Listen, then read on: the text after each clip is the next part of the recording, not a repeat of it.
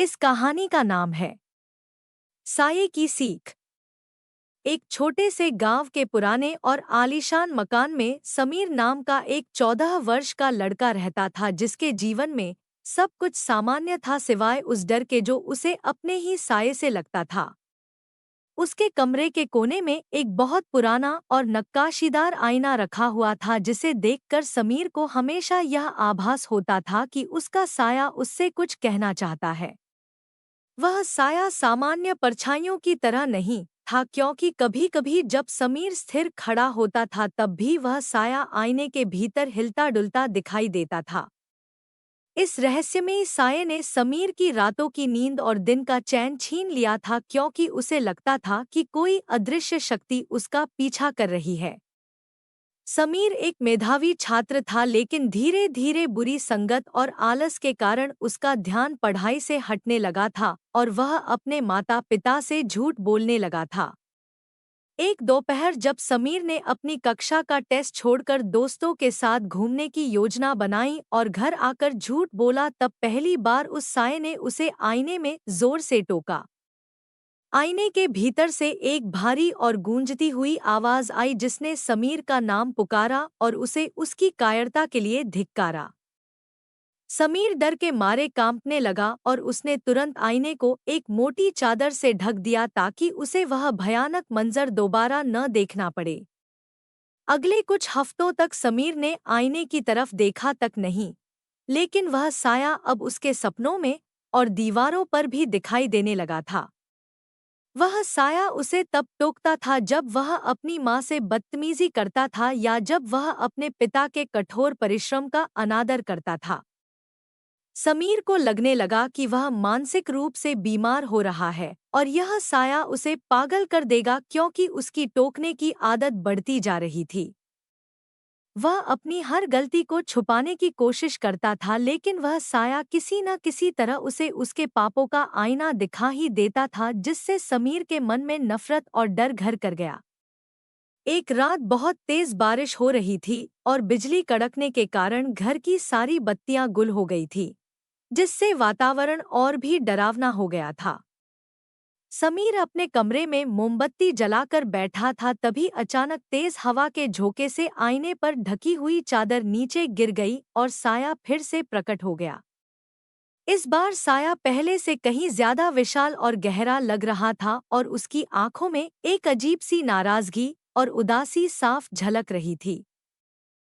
समीर ने अपनी आंखें बंद कर ली और चिल्लाकर कहा कि तुम मुझे अकेला क्यों नहीं छोड़ देते और तुम मुझसे क्या चाहते हो?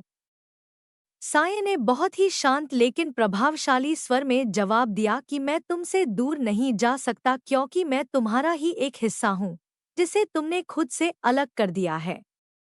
साये की यह बात सुनकर समीर की रूह कांप गई और उसने पहली बार हिम्मत जुटाकर साये की आंखों में आंखें डालकर देखने का फैसला किया। साये ने उसे याद दिलाया कि पिछले 1 साल में उसने कितनी बार अपनी अंतरात्मा की आवाज को अनसुना किया है और गलत रास्ते पर कदम बढ़ाया है।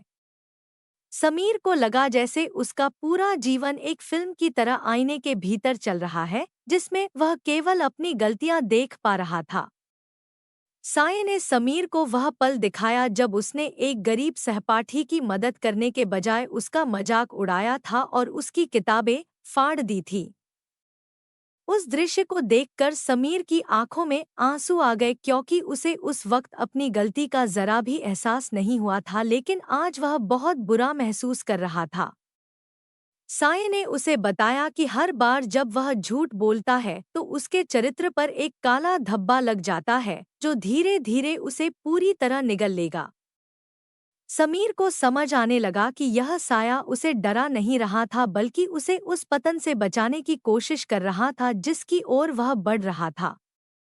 समीर रोते हुए जमीन पर बैठ गया और उसने स्वीकार किया कि वह अपनी राह भटक गया था और उसे नहीं पता था कि खुद को कैसे सुधारा जाए। साये की आकृति अब थोड़ी नरम पड़ गई थी और उसने समीर के करीब आकर उसे सहलाने का आभास दिया, जिससे समीर को एक अजीब सी शांति महसूस हुई। साये ने कहा कि इंसान अपनी गलतियों से भागकर कभी महान नहीं बन सकता, बल्कि उन्हें स्वीकार करके ही वह असल में बहादुर कहलाता है। समीर को पहली बार अपनी गलतियों के प्रति शर्म महसूस हुई और उसने तय किया कि वह अब खुद को बदलने के लिए कड़ी मेहनत करेगा। अगले दिन सुबह होते ही समीर सबसे पहले उस सहपाठी के पास गया जिसका उसने मजाक उड़ाया था और पूरी कक्षा के सामने उससे हाथ जोड़कर माफी मांगी। उसे लगा था कि सब उसका मजाक उड़ाएंगे, लेकिन इसके विपरीत सभी ने उसके इस साहस की सराहना की और उसे गले लगा लिया। घर लौटकर उसने अपने माता-पिता को सारी सच्चाई बताई कि कैसे उसने स्कूल से छुट्टी ली थी और कैसे वह उन्हें धोखा दे रहा था। उसके पिता ने उसे डांटा नहीं, बल्कि उसकी आंखों में गर्व के आंसू थे, क्योंकि उनका बेटा अब सच बोलने की हिम्मत जुटा चुका था। धीरे-धीरे समीर का जीवन बदलने लगा और उसने अपनी पढ़ाई में दिन रात एक कर दिया ताकि वह अपने खोए हुए सम्मान को वापस पा सके। अब जब भी वह आईने के पास जाता तो उसे वह साया डरावना नहीं लगता था, बल्कि वह उसे एक मार्गदर्शक और एक सच्चे मित्र की तरह दिखाई देता था। साया अब उसे टोकता नहीं था, बल्कि उसे प्रोत्साहित करता था और जब भी समीर थक जाता तो उसे उसके लक्ष्य की याद दिलाता था। समीर ने समझा कि जो साया उसे पहले दुश्मन लगता था वह असल में उसका सबसे बड़ा हितैषी था, जो उसे सही राह पर रखने के लिए तैनात था। फिर कुछ महीनों की कड़ी मेहनत के बाद समीर ने जिले की मेरिट लिस्ट में प्रथम स्थान प्राप्त किया और पूरे गांव में उसके नाम के चर्चे होने लगे। पुरस्कार समारोह में जब वह मंच पर खड़ा था तो उसकी नज़र सामने रखे एक शीशे पर पड़ी, जहां उसे वह साया मुस्कुराते हुए नजर आया। उस पल समीर को समझ आया कि वह साया और कोई नहीं, बल्कि उसका आत्मसम्मान और उसकी नैतिकता थी जो मर रही थी। उसने मन ही मन उस साये को धन्यवाद दिया, क्योंकि अगर वह उसे सही समय पर न टोकता तो शायद आज वह किसी अंधेरी कोठरी में अपनी जिंदगी बर्बाद कर रहा होता। कहानी का यह मोड़ बहुत ही भावनात्मक था, क्योंकि समीर ने अब दूसरों की मदद करना अपना जीवन का उद्देश्य बना लिया था और वह गांव के बच्चों को पढ़ाने लगा था। वह उन बच्चों को भी साये की कहानी सुनाता था ताकि वे भी अपनी अंतरात्मा की आवाज को सुनना सीख सकें और कभी गलत रास्ते पर न जाए। समीर का वह पुराना डर अब पूरी तरह खत्म हो चुका था और उसकी जगह एक अटूट विश्वास ने ले ली थी, जो उसे हर मुश्किल से लड़ने की ताकत देता था। वह अब आईने को ढक कर नहीं रखता था, बल्कि हर सुबह उसमें देखकर खुद से वादा करता था कि वह आज के दिन को कल से बेहतर बनाएगा।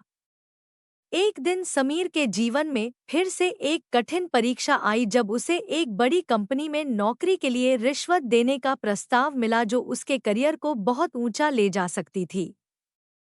समीर के मन में एक पल के लिए लालच आया, लेकिन जैसे ही वह आईने के सामने गया उसे साये की वह पुरानी चेतावनी याद आ गई जिसने उसे सच्चाई का महत्व सिखाया था।